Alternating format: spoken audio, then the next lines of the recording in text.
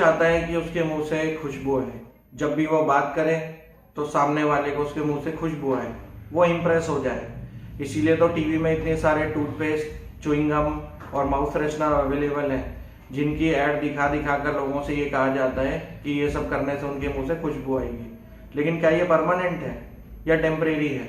और उन लोगों का क्या जो ये सब कुछ करते हैं, ब्रश भी करते हैं, कुल्ला भी करते हैं, माउथ फ्रेशनर भी खाते हैं, फिर भी उनके मुंह से स्मेल आती है। इसकी वजह से उनका कॉन्फिडेंस बिल्कुल नीचे हो जाता है, परेशान रहते हैं, किसी से बात नहीं कर सकते हैं, और किसी से बात करे भी तो वो आंखों से आंखें मिला के बात नहीं करता, वो अपना मुंह फेर लेता है। और कोई सामने से ये बताएगा भी नहीं कि आपके मुंह से बदबू आ रही है, क्योंकि उनको ये कहने में शर्म आती है। लेकिन पीठ पीछे वो सब आपकी बुराई करते हैं कि यार उसके मुंह से स्मेल आती है, उस आदमी से बात मत करना। तो अब इसको ठीक कैसे किया जाए, आइए जानते हैं इस वीडियो में।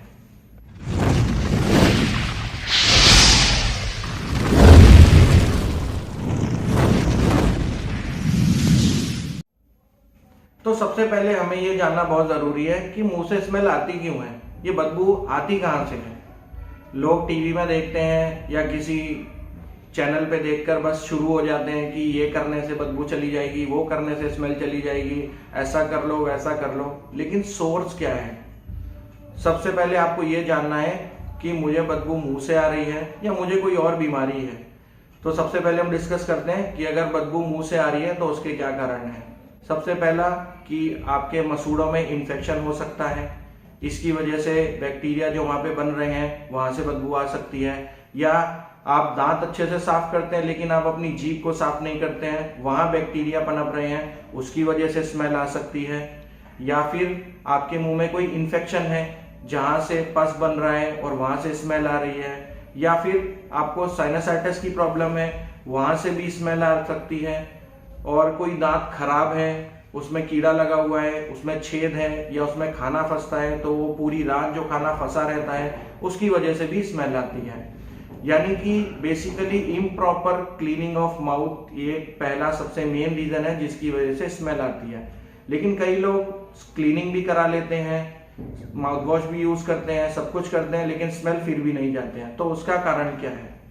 हो सकता है कि आपको टॉन्सिलाइटिस की प्रॉब्लम हो, यानी कि जब आप मुंह को देखेंगे उसके अंदर थोड़ा जाएंगे तो यहाँ गले में आपको टॉन्सिल्स मिलेंगे। तो टॉन्सिल्स कई बार फूलने की वजह से वहां पे एक एक्सुडेट बनता है, जो एक व्हाइट कलर का छोटा दाना कभी कभी आपके मुंह में आ जाता होगा। वो थोड़ा सेमी सॉलिड टाइप का होता है, उसमें स्मेल बहुत होती है, उसकी वजह से भी मुंह में स्मेल आती है। जिन लोगों को टॉन्सिलाइटिस की प्रॉब्लम है तो वहां से भी स्मेल आ सकती है। तीसरा, आप थोड़ा और अंदर जाएं तो आपको पता चलेगा कि जब हम सांस लेते हैं तो वो सांस सीधा फेफड़ों में जाती है। तो फेफड़ों में अगर इन्फेक्शन है, यानी कि आजकल कोविड का टाइम चल रहा है तो काफी लोगों को उसमें निमोनिया का सामना करना पड़ रहा है, या सर्दी जुकाम की वजह से बलगम छाती में जम जाता है, तो उस बलगम में भी बैक्टीरिया होते हैं, या निमोनिया में भी बैक्टीरिया होते हैं, तो उनकी वजह से भी स्मेल आती है। यानी जब आप सांस बाहर छोड़ते हैं, फेफड़ों से सांस बाहर निकलती है तो उसमें स्मेल आती है। अगर फेफड़ों में भी इन्फेक्शन नहीं है तो हो सकता है कि आपका पेट साफ ना रहता हो। अगर पेट साफ नहीं रहेगा तो जो बॉडी में टॉक्सिन्स हैं वो बाहर नहीं निकल पाएंगे और उसकी वजह से भी सांसों में स्मेल आएगी। अगर आपका लीवर ठीक नहीं है, अगर लीवर आपका खाना पचाने में बहुत हेल्प करता है, अगर आपका लीवर ठीक से काम नहीं कर रहा है तो भी बॉडी से टॉक्सिन्स बाहर नहीं जाएंगे और उसकी वजह से भी सांसों में बदबू आएगी। अगर आपके लीवर में भी इन्फेक्शन नहीं है तो हो सकता है कि किडनी में प्रॉब्लम हो। किडनी कई बार ठीक से प्यूरिफाई नहीं कर पाती है, तो इसलिए वहाँ से भी टॉक्सिन बाहर नहीं जा पाते हैं। क्योंकि किडनी जब ठीक से प्यूरिफाई नहीं करेगी तो उसकी वजह से आपका मुंह सूखने लगेगा, क्योंकि बॉडी में यूरिया इकट्ठा होने लग जाएगा और उस यूरिया की वजह से मुंह सूखेगा और बैक्टीरिया पैदा होंगे और सांसों में स्मेल आएगी।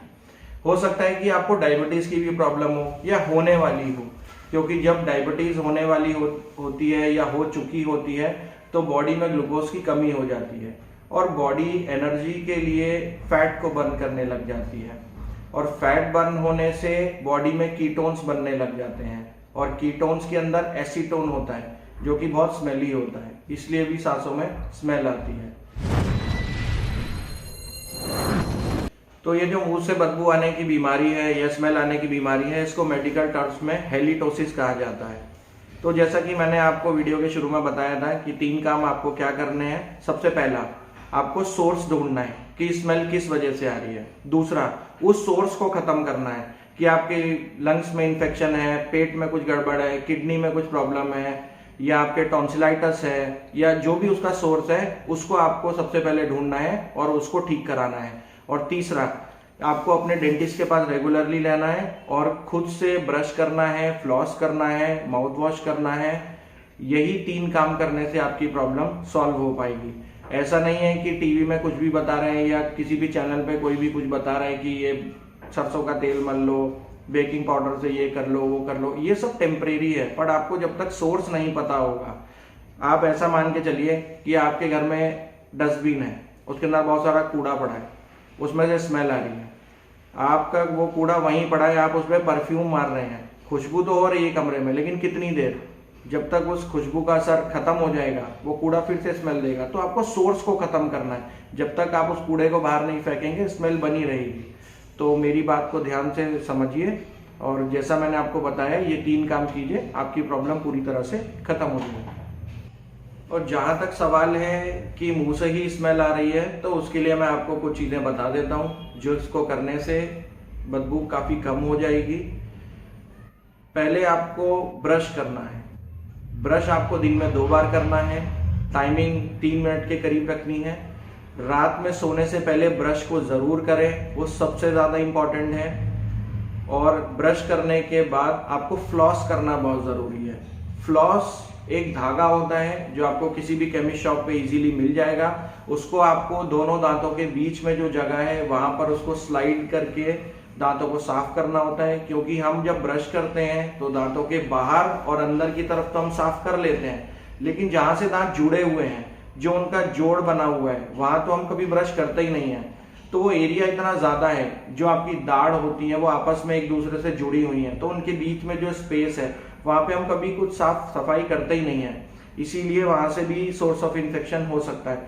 तो आपको फ्लॉस जरूर करना है। अगर फ्लॉस करना आप सीखना चाहते हैं उसके लिए मैं एक अलग वीडियो बना दूंगा, पर आपको फ्लॉस करना बहुत जरूरी है। तो पहले आपको ब्रश करना है, फिर दांतों के बीच में फ्लॉस करना है।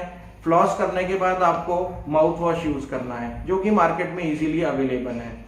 अगर कोई नॉर्मली खुशबू के लिए माउथ वॉश आप यूज करना चाहते हैं तो मार्केट में बहुत सारे हैं। अगर कोई इन्फेक्शन है तो उसके लिए आप हाइड्रोजन परऑक्साइड वाला माउथ वॉश यूज कर सकते हैं, जिसकी वजह से वो पस बनना थोड़ा कम हो जाएगा।